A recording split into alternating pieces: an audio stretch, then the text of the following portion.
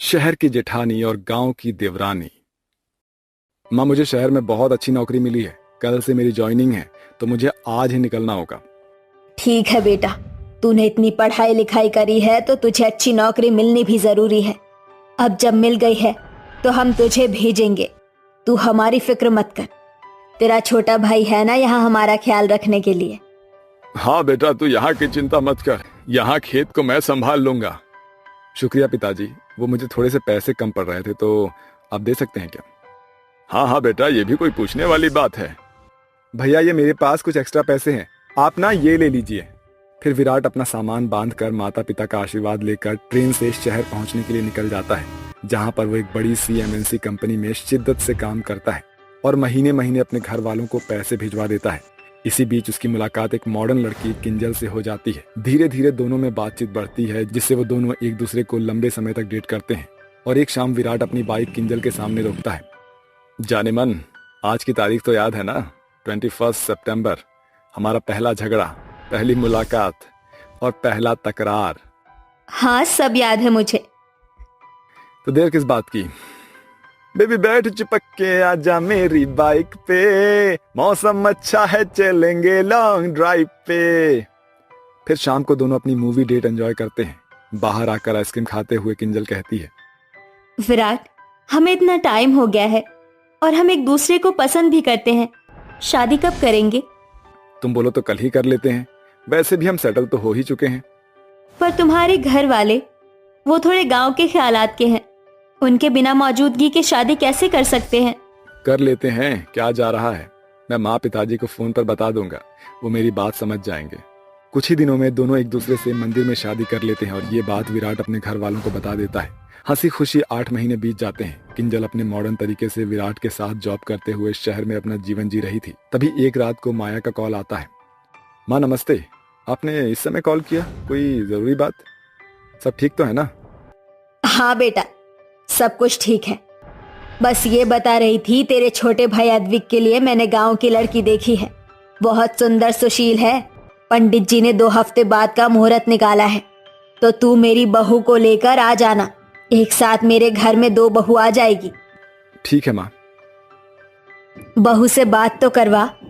नमस्ते माँ जी, मैं तो यही थी। कैसी हैं आप? मैं ठीक हूँ बच्चों, तुम आ जाना यहाँ पर टाइम से।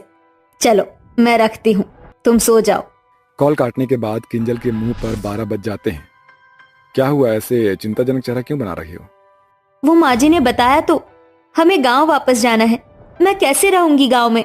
मुझे आदत भी नहीं है विराट। वहाँ का खाना पीना हर चीज अलग है। बस यही सोचकर टेंशन हो रही है। अरे तुम चिंता मत करो, सब बढ़िया है। मेरे वहाँ का माहौल इतना भी गांव वाला नहीं है ना? आरओ लगवा रखा है मैंने। ठीक है। 2 हफ्ते बाद दोनों पति पत्नी शहर से गांव आ जाते हैं। जाते समय गांव के लोग किंजल को टुकुर टुकुर देख रहे थे, जस्ट बिकॉज उसने मॉडर्न कपड़े पहने थे। एरी मोरी मैया, ये तो कमलेश जी का बेटा है विराट, और ये शायद उसकी बहू आ रही है, वो भी इतने छोटे छोटे कपड़ों में। ओएमजी विराट, देखो ना, ये लोग मुझे कैसे देख रहे हैं, जैसे जू में कोई नया जानवर देख लिया हो। तुम भी ना किंजल पागल हो। अब शहर से आई हो, यहाँ कोई ऐसे कपड़े नहीं पहनता है ना, तो देखने दो। चलो घर आ गया। अब दोनों घर पहुंच जाते हैं। बहू बेटे अपने माता पिता का आशीर्वाद लेते हैं। फिर माया उनकी आरती उतारती है। अरे मेरी बहू तो बहुत सुंदर है, पर बहू तुझे साड़ी पहननी चाहिए थी, ऐसे छोटे कपड़े नहीं पहनने चाहिए थे। गांव में लोग बोल रहे होंगे, हम तो समझते हैं पर बाकी लोग नहीं समझते। अब माँ जी मैं पढ़ी लिखी हूँ और मुझसे वो साड़ी वगैरह नहीं संभलती है, तो मैं यही पहनूंगी। चल कोई बात नहीं। अरे विराट बेटा, अंदर आद्विक को हल्दी लग रही है, जा तू भी लगा ले। जी पिताजी।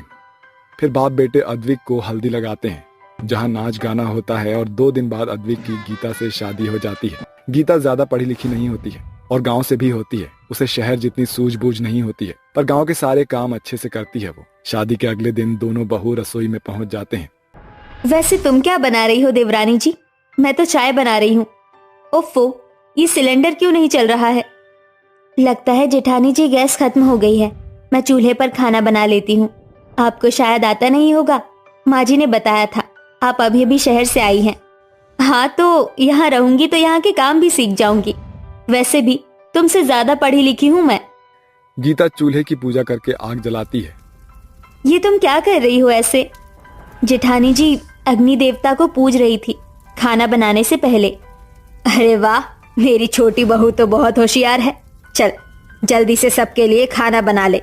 सिलेंडर आने में तो 10 दिन लग जाएंगे यहाँ पर। बड़ी बहू तू इसकी मदद करवा दे। ओ, कहाँ फंस गई मैं? ऐसे कपड़ों में जमीन पर बैठकर कैसे खाना बनाऊंगी? मुझे आता भी नहीं है। माया चली जाती है। फिर दोनों बहू मिलकर खाना बना रही होती हैं। गीता को एहसास होता है कि जेठानी से काम नहीं हो रहा है। जेठानी जी आप चिंता मत कीजिए, मैं अकेले खाना बना लूंगी। चलो अच्छा है। फिर गांव की देवरानी अकेले चूल्हे पर खाना बनाती है, जिसे खाने के बाद घर और पड़ोस के सभी लोग नई बहू की बहुत तारीफ करते हैं। अरे अति उत्तम बहू, इतना बढ़िया खाना बनाया है, ये ले तेरा शगुन। सच में तेरी छोटी बहू तो बड़ी गुणवान है। ये तो है।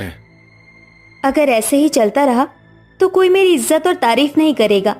मुझे अपना भी रंग जमाना होगा यहाँ, इस छोटी देवरानी के काम को बिगाड़ कर। उस दिन से शहर की जेठानी अपने गांव की देवरानी के कामों को बिगाड़ने की लाख कोशिश करती है, जिससे गीता अक्सर अपने अच्छे भले किए काम में भी माया से डांट खाया करती थी।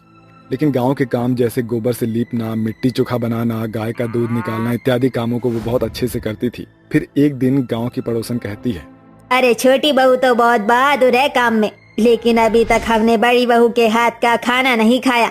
जा किंजल बहू अपने हाथ का भी खिला दे। अरे मेरी बड़ी बहू भी होशियार है, जा बहू बना के ला। फिर किंजल टेंशन में आकर चूल्हे पर लिट्टी चोखा बनाने की कोशिश करती है, जो उससे 1 घंटे तक नहीं होता है। मेरे बस की नहीं है ये गांव के काम करना, मैं बाहर सबको मना करने जा रही हूँ। बाहर जाकर किंजल सबको बताने वाली होती है। माँ जी आप सब मुझे माफ कर दीजिए, मुझसे लिट्टी चोखा नहीं बन पाया। दीदी आप झूठ क्यों बोल रही हो? ऐसे सरप्राइज नहीं देना था। ये देखिए दीदी ने लिट्टी चोखा बनाया है। आपको पहले परेशान कर रही थी, फिर ये टेस्टी टेस्टी खिलाना चाहती थी। ये लीजिए सब खाइए। अच्छा बहू शहर की है ना, इसीलिए हमें सरप्राइज देना चाहती थी। हाँ मेरी बहू स्मार्ट बहुत है। तुझे तो बहुत अच्छा खाना बनाना आता है बड़ी बहू, इसका मतलब माया तुम्हारी दोनों बहू बहुत गुणवती है। ये तो है। किंजल उदासी से असमंजस में चली जाती है। सभी लोग लिट्टी चोखा को खाकर किंजल की बहुत तारीफ करते हैं और उसे शगुन देते हैं। किंजल को अपनी गलतियों का एहसास होता है और सबके जाने के बाद वो अपने कमरे में गीता से कहती है, गीता मैंने तुम्हारे साथ इतना बुरा किया, तुम्हारी कभी हेल्प भी नहीं करवाई, और आज सबके सामने तुमने मेरी इज्जत रख ली। सच में मेरी नजरों में भी तुम्हारे लिए इज्जत और प्यार बढ़ गया। तुम बहुत अच्छी हो। गांव के लोगों की खासियत यही होती है शायद। अरे दीदी मैं आपकी छोटी बहन हूँ, तुम मुझसे माफी मत मांगो। चलता है इतना सब जेठानी देवरानी में। फिर तुम मुझे गांव की सारी चीज सिखाओगी? एक ही शर्त पर दीदी, जब आप मुझे शहर की सारी चीज सिखाओगे, वो इंस्टाग्राम भी चलाना। हाँ बिल्कुल। ऐसा कहकर दोनों एक दूसरे के गले लग जाते हैं और ये सब होता हुआ घर के सभी लोग खिड़की से देख रहे थे। उनकी आंखों में भी आंसू आ जाते हैं और सभी लोग खुशी खुशी रहने लगते हैं। इसलिए दोस्तों खुद को कभी भी कम मत समझो। हर इंसान हर क्षेत्र में हर कला में उत्तम नहीं हो सकता, लेकिन किसी न किसी क्षेत्र में वो जरूर उत्तम होता है। फर्क नहीं पड़ता है कि वो छोटा है या बड़ा। कमरे में आईने के सामने बैठी रिया नाम की कोरी खूबसूरत लड़की अपने चेहरे पर महंगे महंगे क्रीम मलती चली जा रही थी। पायल की शादी में ना सबसे सुंदर मैं ही लगूंगी, रिया मेकअप करने में लगी थी। इधर बाहर घर में रिया के 3 भाई रमेश, सुरेश, महेश रिया को आवाज लगा रहे थे। अरे रिया और कितना समय, हमें ऑफिस जाने में देर हो रही है। भाई रुकिए। रमेश बेटा तुम जाओ अपने काम पर जाओ, ये रिया 1 घंटे तक कमरे से बाहर नहीं आएगी। तुम्हें तो पता है ना, एक बार जब ये अपना मेकअप करने बैठती है तो पूरे 2 घंटे तक अपने कमरे से बाहर नहीं आती।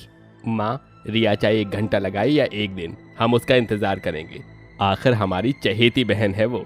तभी रिया की काली सांवली बहन कोमल रसोई से अपने भाइयों की टिफिन लेकर बाहर आती है। ये लीजिए भाई आपकी टिफिन। तभी महेश कोमल को एक चांटा मारता है। काली कलौटी, तुझे कितनी बार कहा है टिफिन हमारे हाथ में नहीं, बाहर कार में ले जाकर रखा कर, जा। काली सांवली कोमल बाहर आकर अपने भाइयों की कार में उनके टिफिन रखकर वापस घर में आती है। कोमल रमेश, सुरेश, महेश की सगी बहन थी, पर उसके तीनों भाई उसे बिल्कुल भी पसंद नहीं करते थे। वो हमेशा कोमल को काली कलोटी कहकर उसका अपमान करते थे, उसे मारते थे और उसी से घर का सारा काम करवाते थे। रमेश, सुरेश, महेश के लिए उनकी गोरी बहन रिया ही सबसे ज्यादा चहेती थी।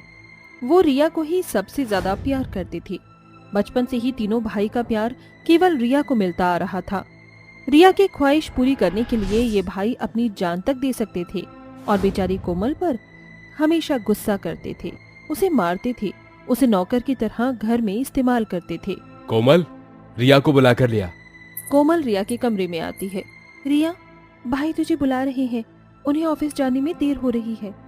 अरे सत्यानाश हो तेरा कलोटी, तो क्यों आई है मेरे कमरे में? तेरी मनहूस काली शक्ल देखकर पूरा मूड खराब हो गया। जा, निकल जा यहाँ से। कोमल घबराते हुए बाहर चली जाती है। करीब 1 घंटे बाद रिया सज संवर कर मेकअप करके बाहर आती है। बताओ कैसी लग रही हूँ मैं? एकदम परी लग रही है हमारी बहना। अब चलें? भाई मुझे भी अपने साथ कार में लेकर चलिए ना, मैं बाजार में उतर जाऊंगी, मुझे सब्जी लाने जाना है। चल भाग यहाँ से, हम क्या तेरे नौकर है क्या? पहले ही हम इतने लेट हो गए हैं, पैदल जा बाजार। ये सुनकर कोमल उदास हो जाती है। तभी रिया अपने तीनों भाइयों के साथ चली जाती है। रिया का बचपन से पेशा है केवल खुद का मेकअप करना और वो घंटों मेकअप करती रहती थी। घर में काम करना, खाना पकाना, झाड़ू पोंछा सब काम केवल कोमल ही करती थी। काले रंग की वजह से कोमल के जीवन में बहुत सी तबाही आ चुकी थी। वो अपने ही घर में नौकर की तरह जीवन बिता रही थी। कोमल बेचारी पैदल ही बाजार चली जाती है। धीरे धीरे दिन गुजरते गए।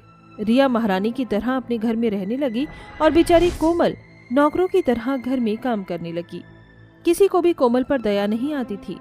एक दिन कोमल और रिया दोनों की शादी एक ही घर के 2 लड़के तरुण और राहुल के साथ हो जाती है। तरुण के परिवार में उसके माता पिता दर्पण और सुजाता थे। शादी के दूसरे दिन, सुन रिया बहू, घर में काफी सारे गंदे कपड़े पड़े हैं, उन कपड़ों को आंगन में ले जा और अपने हाथों से धो। क्या मैं कपड़े हाथ से धोऊं? तो क्या पैर से धोती? जा जल्दी कपड़े धो और कोमल बहू तू रसोई में जाकर खाने की व्यवस्था कर। जी माँ जी। तभी रिया बड़ी बाल्टी भर कर बाहर कपड़े ले आती है और अपने हाथों से धोने लगती है। अरे ये कपड़े तो बहुत सारे हैं, ऐसे धूप में कपड़े धोते धोते तो मैं कोमल की तरह काली हो जाऊंगी। नहीं नहीं, मैं ऐसे हाथ से कपड़े नहीं धोऊंगी। रिया घर में चली आती है। क्या हुआ, अंदर क्यों आई? माँ जी, मुझसे इतनी धूप में कपड़े नहीं धोए जाते, आप वॉशिंग मशीन ला दीजिए, मैं उसी में कपड़े धोऊंगी। वॉशिंग मशीन ला दे? ओहो, महारानी मशीन से कपड़े धोएंगी? तेरी माँ ने कोई खजाना नहीं दिया मुझे जो मैं तेरे लिए मशीन लाऊं। चुपचाप जाकर हाथ से कपड़े धो। सुजाता अपने कमरे में चली जाती है। एक काम करती हूँ, रमेश भाई को फोन लगाती हूँ, अब वही मेरे लिए वॉशिंग मशीन ले आएंगे, वो तो मेरी हर फरमाइश पूरी करते हैं। तभी रिया अपने भाई रमेश को फोन लगाती है और उसे सारी समस्या के बारे में बताती है। रिया तू चिंता न कर, मैं 1 घंटे में ही वहाँ वॉशिंग मशीन लेकर आ रहा हूँ। रमेश कॉल कट कर देता है। वाह, ये होते हैं भाई, चलो अब हाथ से कपड़े धोने से हमेशा के लिए छुटकारा मिल जाएगा। तभी 1 घंटे बाद रिया के भाई रमेश और सुरेश दोनों मिलकर एक नई वॉशिंग मशीन लेकर रिया की ससुराल में आते हैं। रिया, ये सब क्या है? तुमने भाई को बेवजह क्यों परेशान किया? वही कलोटी, तू अपना काम से काम कर। अपनी बहन रिया के लिए तो हम चांद तारे भी तोड़ कर ला सकते हैं। आइए ना रमेश बेटा, सुरेश बेटा, दोनों अंदर बैठो। रमेश और सुरेश दोनों भाई घर में सुजाता के पास सोफे पर आकर बैठ जाते हैं। रिया बहू, तुम्हारे भाई पहली बार हमारे घर पर आए हैं, जाओ उनके लिए चाय नाश्ते की व्यवस्था करो। अरे माँ जी, मुझे ना जल्दी से कपड़े धोकर बाजार में अपने लिए कुछ सामान लेने जाना है, आप इनकी चिंता मत कीजिए। भाई, आप रास्ते में होटल से कर लेना चाय नाश्ता। इतना कहकर रिया वहाँ से उठकर वॉशिंग मशीन में कपड़े धोने चली जाती है, जिसके बाद दोनों भाई शर्मिंदा होकर वहाँ से चले जाते हैं। इसी तरह कई दिनों तक चलता रहा। सुजाता जब भी रिया को घर में कोई काम करने को कहती थी तो रिया उस काम को आसान करने के लिए अपने भाई को फोन लगाती थी और हर बार उनसे तरह तरह की मशीनें और चीजें मंगवाती थी। धीरे धीरे रिया के भाई भी रिया की इस हरकत से काफी परेशान हो चुके थे। एक दिन रात में घर में रक्षाबंधन की तैयारी चल रही थी। कल रक्षाबंधन का त्योहार था। तभी रिया रमेश को फोन लगाती है। भाई कल रक्षाबंधन है और मुझे कल गिफ्ट में एक कार चाहिए।